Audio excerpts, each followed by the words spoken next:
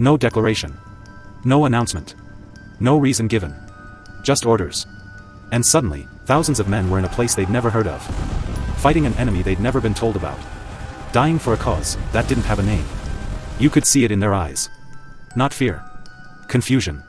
Where are we? Who are we fighting? Why are we here? And the one question nobody dared to ask out loud. Did anyone actually declare this war? Because here's what they don't teach you in any history book. Some of the deadliest conflicts in human history never officially happened. No declaration. No record. No acknowledgement. Just bodies. And silence. This is the war that was never declared. They gave him a rifle. They gave him a uniform. They gave him coordinates. But they never gave him a reason. And that is where this story really begins. Most people think war looks a certain way. A president stands at a podium. A declaration is signed. The news breaks. The world watches. Soldiers mobilize. Flags get raised. And the conflict officially begins. That's the version they teach you. Clean. Documented. Explainable. But for every war that made the history books, there are others. Ones that never got a podium moment. Never got a signed document. Never got a name. They just started. Quietly. Deliberately. And ended the same way. With no explanation given. And no questions allowed. This is the story of those wars. The ones that were never declared. Let's go back to basics for a moment. What actually makes a war, a war? Most people would say, fighting. Casualties. Conflict between two sides. And technically, they'd be right. But legally, politically, historically, a war requires declaration. An official acknowledgement that two or more parties are in a state of armed conflict. That's what separates a war from an operation. From a mission. From a peacekeeping effort. Words matter. Because words create accountability.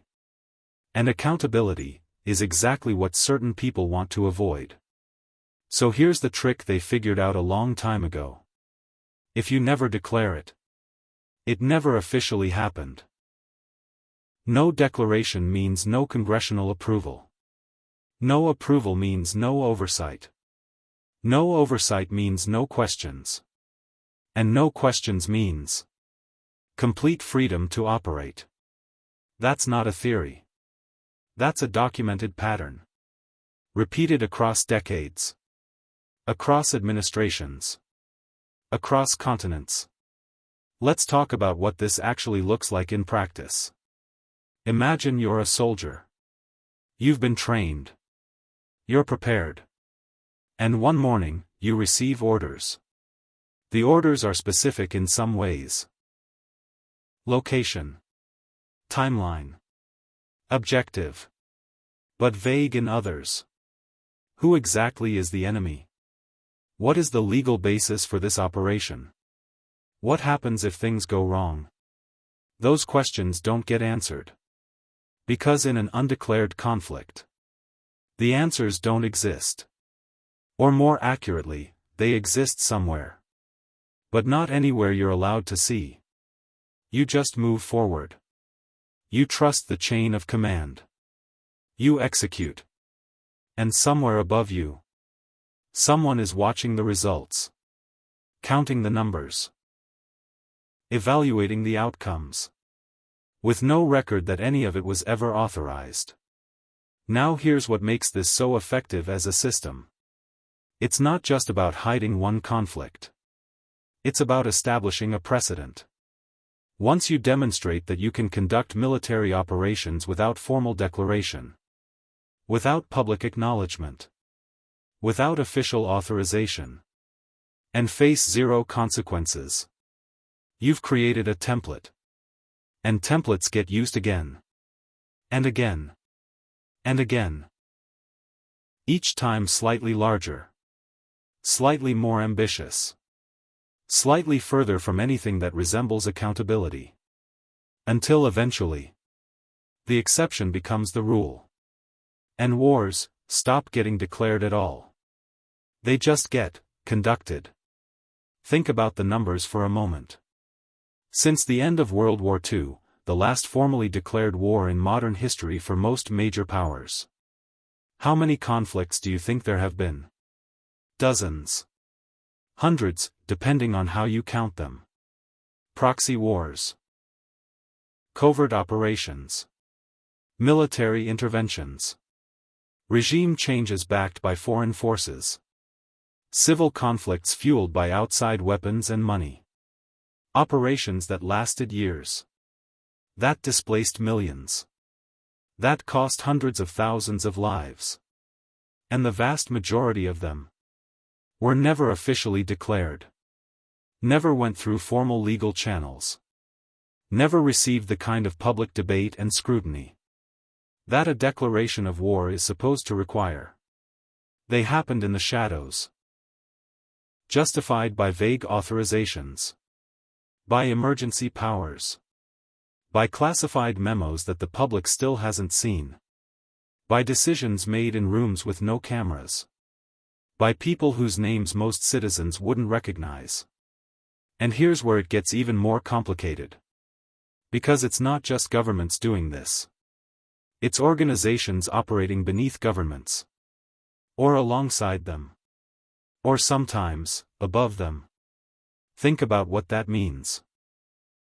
A conflict begins in a region most people can't find on a map. Soldiers appear, but they're not wearing national uniforms.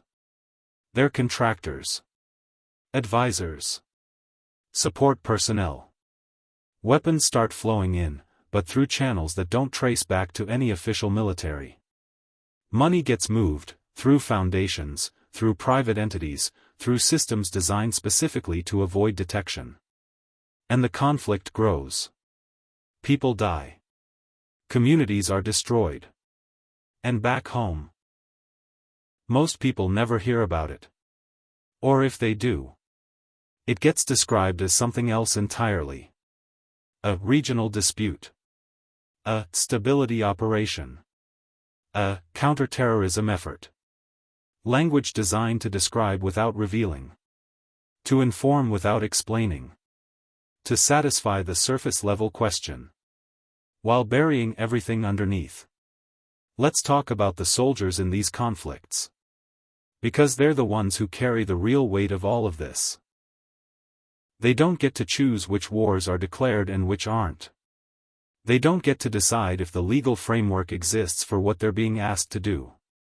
They receive orders. They follow them. They go. And when they come back, if they come back, they carry something with them that nobody prepared them for. Not just the physical weight of what they experienced, but the psychological weight of not being able to explain it. You can't talk about what happened in detail. You can't describe where you were. You can't name who gave you your orders. In some cases, you can't even confirm that you were there at all. Your service happened. Your sacrifice was real. The people you lost were real. But officially, none of it exists.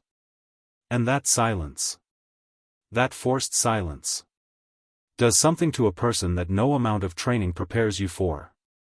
There's another layer to this that most people don't consider.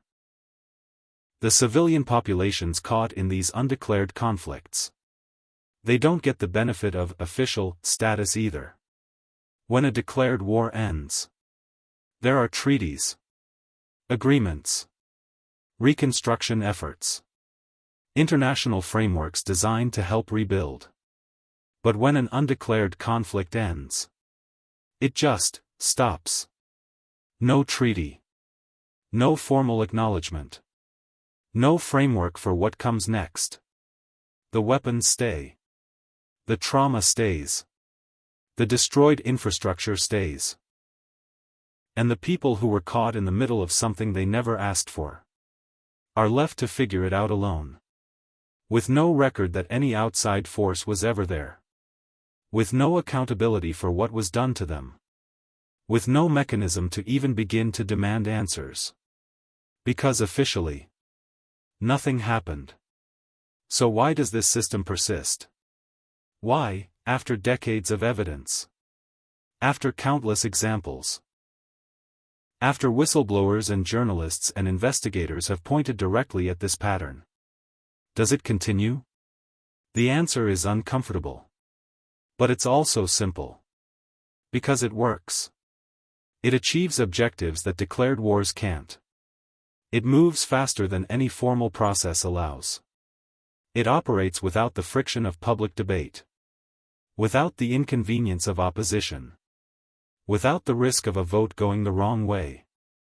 And the people who benefit from it? They're not sitting in the line of fire.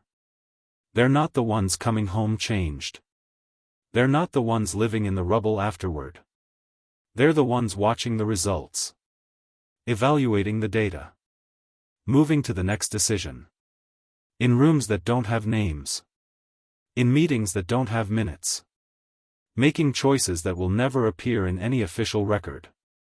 Here's what changes when you understand this. You start looking at news events differently. When you hear about a regional conflict that seems to appear out of nowhere, you start asking, who benefits from this starting right now?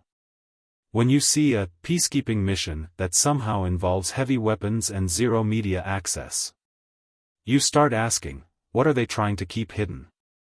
When a conflict ends just as suddenly as it began, with no explanation, no deal announced, no clear reason for the timing, you start asking, what changed in that boardroom? What decision got made? What outcome was achieved? Because random doesn't explain any of it. Chaos doesn't explain the precision. Coincidence doesn't explain the patterns.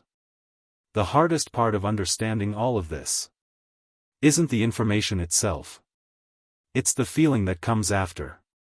Because once you see the pattern, once you understand how undeclared conflicts work, once you realize that some of the most consequential events in recent history happened without any of the safeguards that are supposed to exist, you can't unsee it. Every conflict looks different. Every sudden outbreak of violence carries a different weight. Every official statement gets filtered through a new question. Is this what actually happened? Or is this what they decided to tell us? And here's the thing. That question isn't cynicism. It's not paranoia. It's not a conspiracy theory. It's the logical response to documented reality. Because these undeclared wars aren't speculation. They're history. Recorded, researched, verified history, that most people simply were never taught. The mechanisms exist. The precedents exist. The pattern exists. And the people who rely on the public not connecting those dots are counting on one thing above everything else. That you stay focused on what they show you. And never look at what they don't. So the next time you hear about a conflict beginning somewhere in the world, the next time a region destabilizes, the next time soldiers appear somewhere without a clear explanation, don't just accept the first answer you're given. Ask the question that actually matters. Was this declared? Did anyone authorize this officially? Is there a record of who decided this, and why? Because if there isn't, you're not looking at an accident. You're not looking at chaos. You're looking at a system working exactly as designed. Quiet. Precise. Invisible. The war that was never declared didn't happen by accident. It happened because someone, somewhere, decided it should. And decided even more carefully that you should never find out.